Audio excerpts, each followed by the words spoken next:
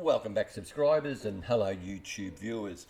On this occasion, it was really only going to be a day excursion to have a look at. It was a fortress entrance to the island of Pag and a bridge, and it was the only way you could get across from the mainland to this island of Pag.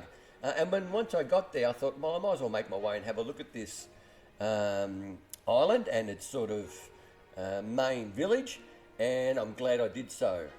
So here we go with some interesting facts about this place called Pag. Now, Pag is a Croatian island in the northern Adriatic Sea. It is the fifth largest island of the Croatian coast and the one with the most or the longest coastline. Pag is the only Croatian island that is administratively divided between two counties. Its northern part belongs to the Lika-Sin county, while the central and southern parts belong to Zadar county. Pag belongs to the northern Dalmatian archipelago and it extends northwest, southeast along the coast, forming the Velebit Channel. Grapes, vegetables and fruit are grown in the valleys and fields. The northern area of the Lund Peninsula is mostly under olive groves. Most communities on the island are connected by a road. A 300 metre or a 980 foot long arch Pag bridge, which we're looking at now, connects the southern part of the island to the mainland. The earliest settlers to the island were an Illyrian tribe that came to the region in the Bronze Age. Traces of this settlement can still be seen around Pag. In the 1st century BC, the Romans took possession and have left numerous archaeological and cultural artifacts. The Croats arrived in the 7th century along with the Great Migration and settled in the area. The island was for some time under the rule of the Croatian kingdom, yet the island was always fought over, and in the 11th and 12th centuries was divided between the communities of Rab and Zadar. From the 12th and 14th centuries, Pag, along with other Dalmatian islands and towns, were fiercely contested between the Republic of Venice and the Croatian-Hungarian rulers. Thus we see the fortress here. For 4 centuries, from the start of the 15th century, it had been held by Venice until Venice lost its independence in 1797. Austria and France then fought over Dalmatia, and with victory going to the Austrians. The island passed from Austria-Hungary to the Kingdom of Yugoslavia after World War I, and then to the independent state of Croatia between 1941 to 45, when the Ustaše set up a concentration camps at Slana and Metenja, where they killed thousands of Serbs, Jews and Croatian anti-fascists.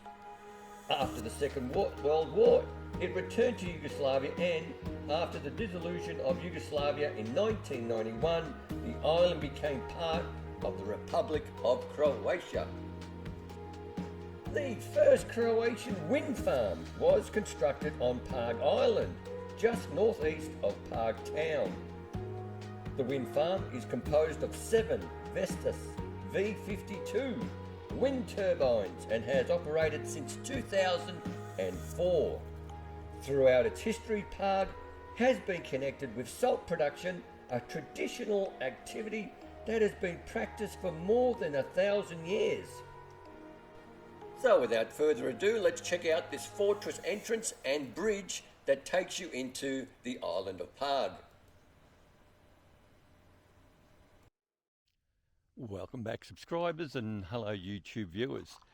On this occasion, we're going to look at a few little landmarks on the island of Pag.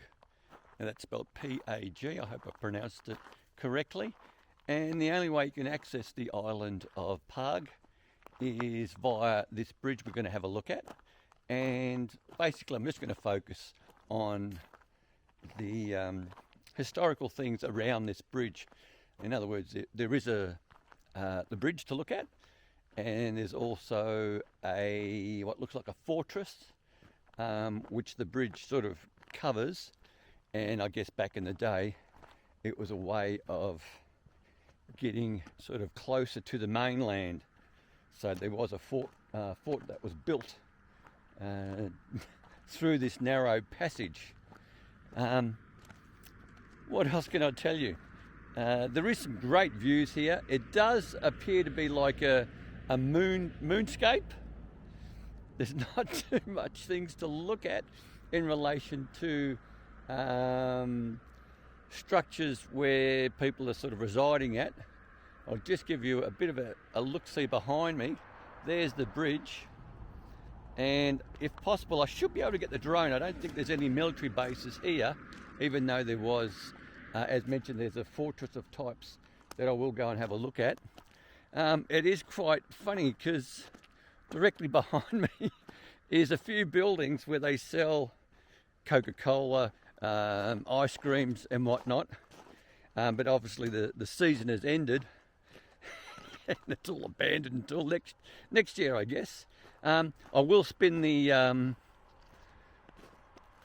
this camera around and I'll give you a bit of a look-see of where we're going to head off to that fortress. You might be able to see it in the background now, near that bridge, just on the other side. So we do have to cross the bridge, and we'll go have a bit of a look-see, but I will spin the camera now, just give you a view of what it all looks like. So just down there is that fortress, which we'll hopefully make our way to. This is the only bridge that will take you onto the island of Pag. And as you can see, the landscape is quite bare. And the mainland, where the hills are, is obviously the mainland. And just here is quite, well, I think it's a bit goofy. The structures are very poorly built, and I guess they only have it going for the 6 months that the tourist season is on. I do like the sign saying fast food Bella, yet Bella's not open today. She's taking the day off. There are some funny signs. I'll show you these signs, which I thought were quite interesting. So here are some of the signs on offer. She's got cold beer, I hope, coffee, piping hot, fast food. She cooks them fast. Definitely some ice cream. And she's put a few signs up to show you how far you are from everything, which is pretty cool. And this is her premises. As I mentioned, we're out of season, so this will not be opening until next year. I suppose if you're coming in or over to the Island of Pag, this is a good place to spot. But I do know there's towns in Pag, so they'll be able to accommodate you there. But it's these little landmarks around this bridge that seems to attract a few people. There's another building over there. I'm not sure if that's like a hotel. There is like a little weather sort of station thing, antenna type thing, and shows what the speed of the wind is and what direction the wind's coming from. Not sure if it's a government little building for that or not. So these are just some of the structures around the bridge entry or exit to the Island of Pag. I've stumbled into this place, not sure what this is. I think it might have been once a toilet, or a toilet block I should say, but it's no longer that. And unfortunately, I do like the use of whatever's locally available to build structures. As you can see, the whole area is just covered in these large rocks. And then for some reason, it's all collapsed. Now, I'm not sure if they had a storm here or been vandalised, not sure. There's no bathrooms here that I can see. And as you can see here, the structure is totally collapsed. Okay, so the drone's ready to go. There is no warning signs to say that we're not allowed to do it, which is great. And let's go check all this out. Home point updated. Okay, away we go. So here we have, just on the other side of the bridge, what appears to be an anti-aircraft type weapon. And I can tell you that the place is littered with bunkers, trenches, all sorts of things. In Croatia, pretty much in general, they've unfortunately had a bit of a rough time throughout their history, through the Venetian time, the Roman time, the First and Second World Wars. So if you're a historian when it comes to conflict and wars, there's a lot to be seen. I'll go have a look at one of those, what looks like a little bunker, or two bunkers. Actually there's three in this immediate area. All it basically is, it's a bunch of stones that have been gathered to maybe protect the soldiers that once kept that bridge or that passageway into this area free of any enemies, I guess. So I'll have a look at that one in the middle of your screen and the one slightly to the right of it. We'll see what that's all about. So yeah, this does look very much like a bit of a post to overlook the bridge, and the bridge only. And there's at least three. So there's one there in the middle of your screen, one here, and one a little bit further over there, closer to the road. So I can only surmise that maybe, and I can be wrong, have been wrong many a times, that this sort of little outpost or lookout was during the 1990s for the civil war that Croatia had and were able to get their independence. So we'll continue on. We'll make our way to the fortress that is very much a period, I believe, during the Venetian and Romanesque period. So let's see what that all looks like. And that's very much abandoned. And it is the entry point between the mainland and the island of Pag, or Pag.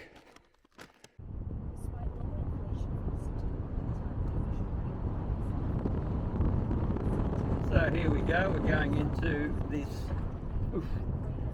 this fort area, and so this should be quite good, I think. Okay, and there you see where the bridge is. Might go into the shade.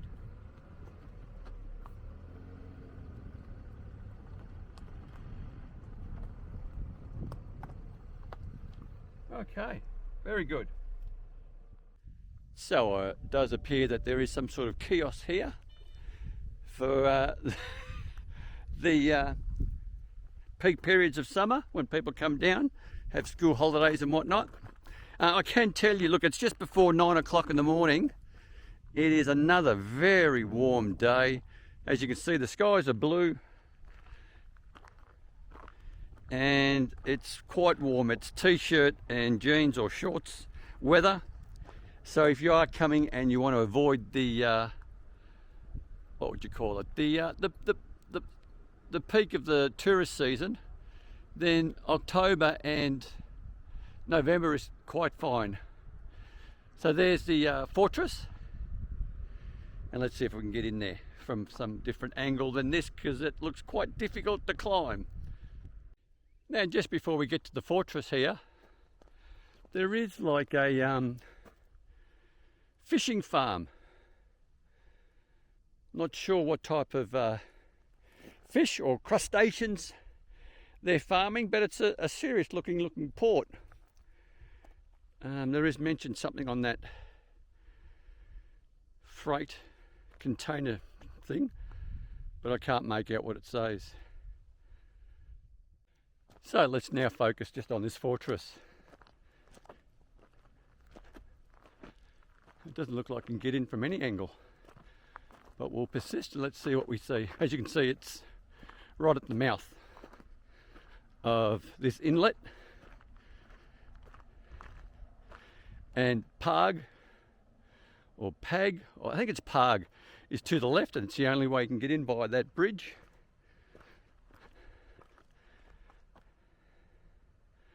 But it's just terrific to look at.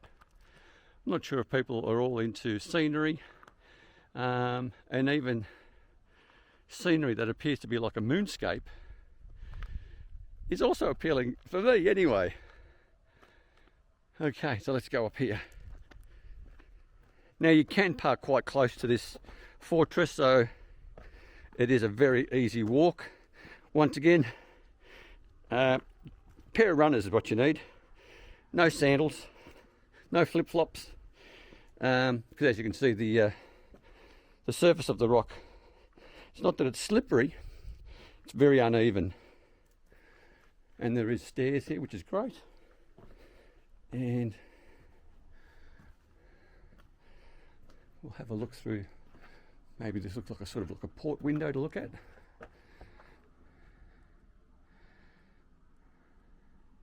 Just lovely. All right, we'll make our way further up. Everything is leading us to go up with these wooden stairs that were built for the tourists. Oh, geez, you have to be quite short. Well, I guess back in the day people were short, so you've got to duck your head where you have to. Otherwise you'll get clonked on the head. So there you go, this is terrific. This thing right here appears to be a barbecue, but I'm pointing at now. I don't know if that, just in there, but it's not. But it appears to be. It's just like a lookout also. A lot of lookouts. This must be the last stand. So you get into here, and if the siege is on, and they've made it this far, this is when you start praying, I guess. That's it. I don't know too much about the history of this. Basically, I'm not getting any. I can't see any signs or placards that might suggest what this is or what it's for, other than it just says it's a fortress. So if I find something, when I get the drone up, I'll make mention of it. I'm curious to know when it was built, in what century, and if there was a purpose for it. And it does appear that there are a number of, I don't know what you call it. There is a term for it, but I'm unaware of it unless I can hear it, and then I'll think, yep, that's exactly what it's called. But you've got these little holes for your weapons to poke out of, and maybe the odd cannon also. But these are quite narrow, so these would just be for the rifles, or the bow and arrows. I'm not even sure if that middle one could accommodate the barrel of a cannon. Anyway, it is what it is. Here's another view from this angle. Now, if there is a siege, this fortress is quite vulnerable. I doubt they have any sort of fresh water that comes here, and it wouldn't take too much to get them to surrender, I guess, if people want to take them out, so to speak. Anyway, so that's that. Very nice, lovely to look at, and let's continue on. So there's your sign to Pag, and the town is to our left, and that's where we're going to go. I'm going to go have a cup of coffee, I think. It's now, what is it? Yeah, it's still just after 9 o'clock in the morning. The sun is up. I can tell you during their daylight savings, it gets very dark from about 5:30 onwards. It's dark. But by 6 o'clock, you can rock and roll and go wherever you want to go. So we'll make our way to the town and let's see what we find there.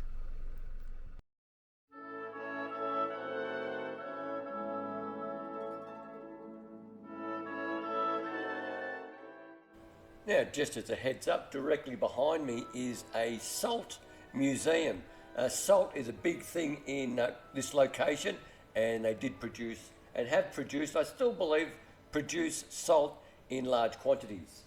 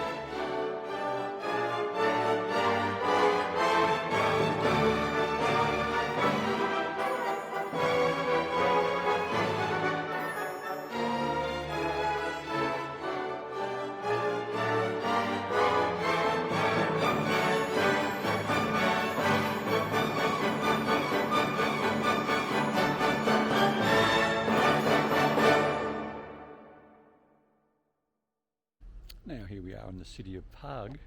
The intention was just to do the bridge and the landmarks around that bridge to the entry of this island.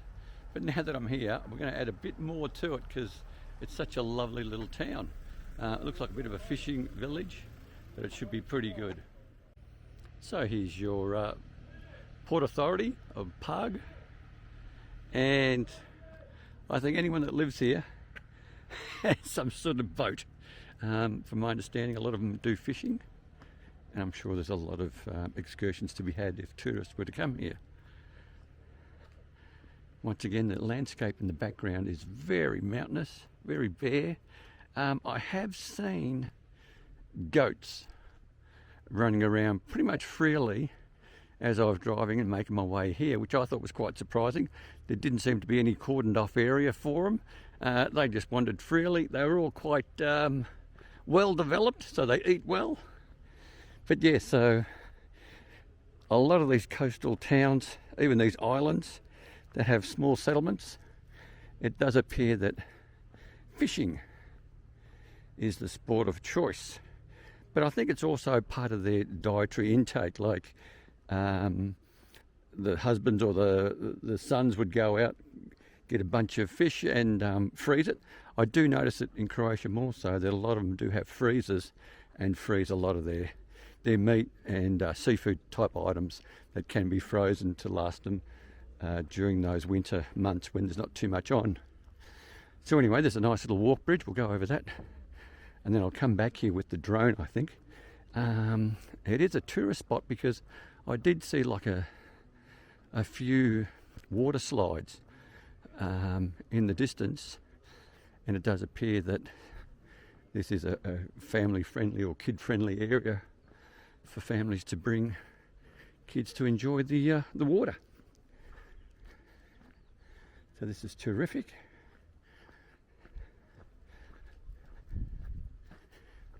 Now just bear in mind a lot of the tourist ships or cruise ships that are not super large, that two of the islands are most likely parked somewhere for the next season.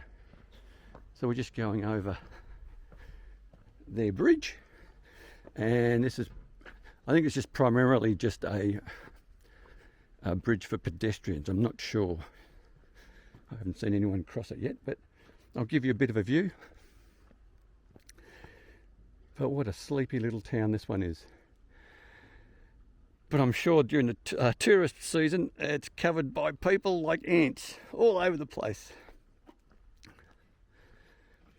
Now there is, just around that corner, an old wooden ship. And I think it's supposed to look like a bit of a Viking thing, but I don't think so. I think it's just a bit of a novelty thing. But we'll go have a look and let's see what we see. Now the only reason I'm stopping at this statue is because of that guy down there cleaning himself. Now if that's made out of bronze or whatever, that could be quite warm in the sun. And he's having a ball, that cat.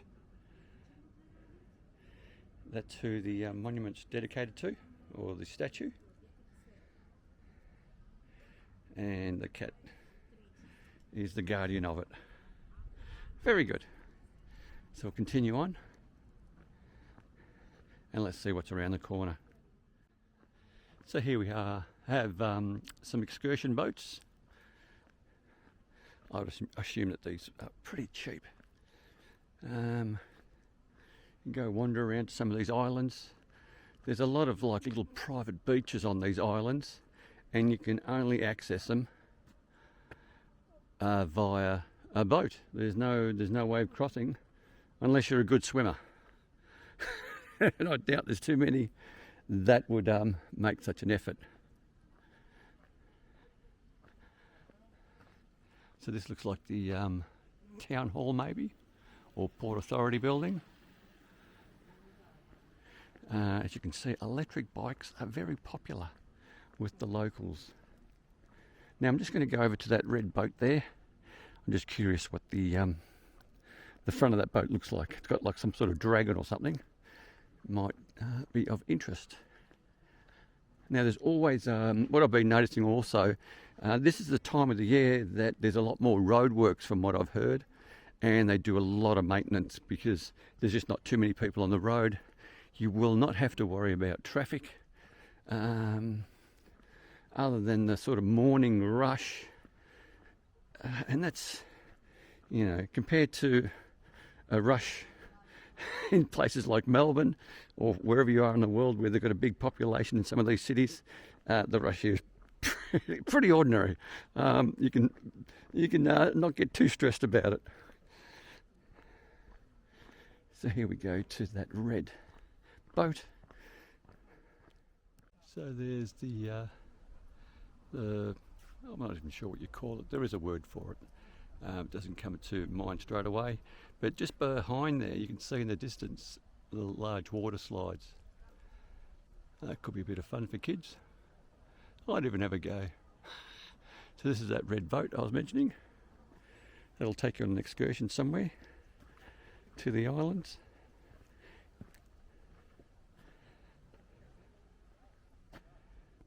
That's terrific.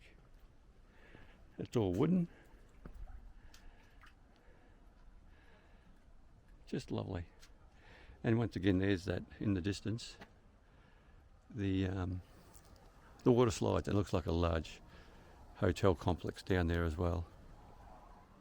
So here we have like a restaurant slash ice cream parlour, and as you can see, they pack everything away for winter, and they do it early October. Not all of them do it, but that just gives you an example how if you come during October, November or December, a lot of these places close up shop, and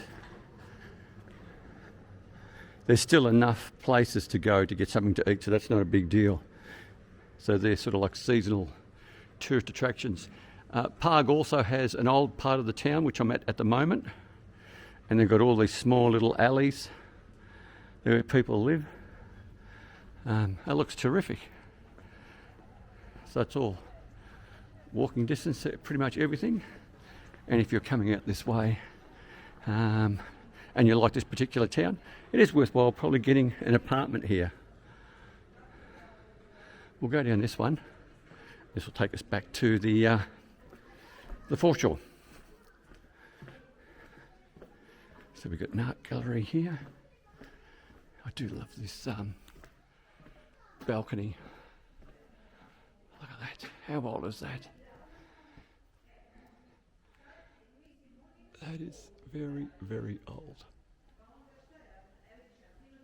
It must be of some significance, that thing right there. Just lovely. Someone's getting some maintenance done with the scaffolding.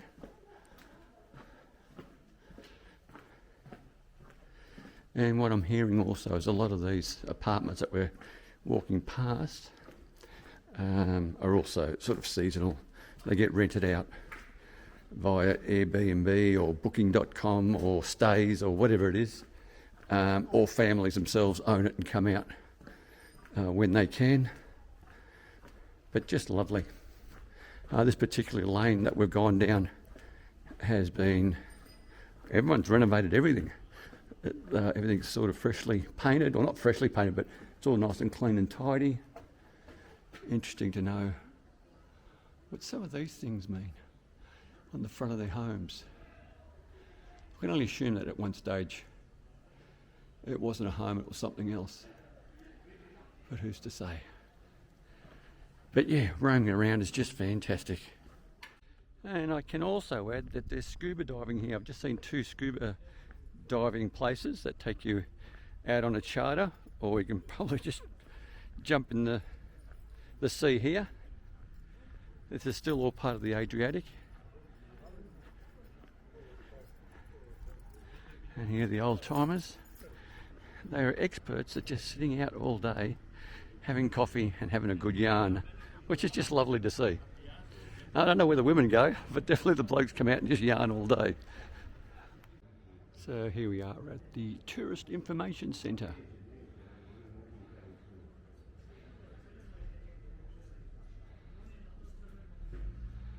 The time I cannot tell you, but the tourist information is in this building. Very good. So once again we have a huge open courtyard and what appears to be a church. And this is basically a few streets. And when I mean streets, I mean no more than 50, 60 metres from that the waterfront. So that could be quite interesting. I'm looking for a date on this thing, but just can't see it. Now I'll have a look to see if I can do a video inside, but I'm not sure if I'm allowed to. So there is a bit of a dress code for this church, which is good. To give you a good idea of what you can and can't do. So in other words, no bathers. But wow, this is just beautiful.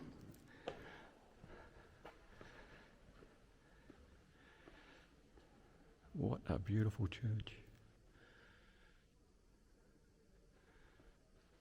I'm even impressed with the panelling on the side. Wow.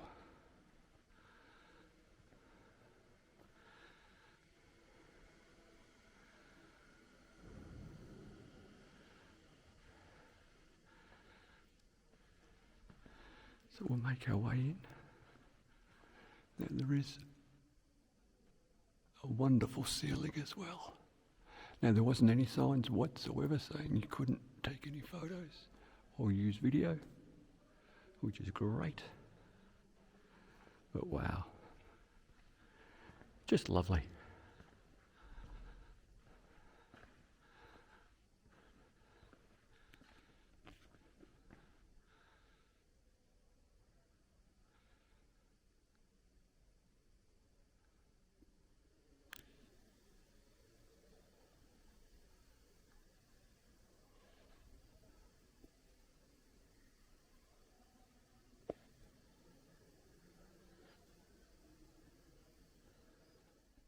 Now looking towards the back, they do have an organ, which a lot of the churches do not have, so this is quite special.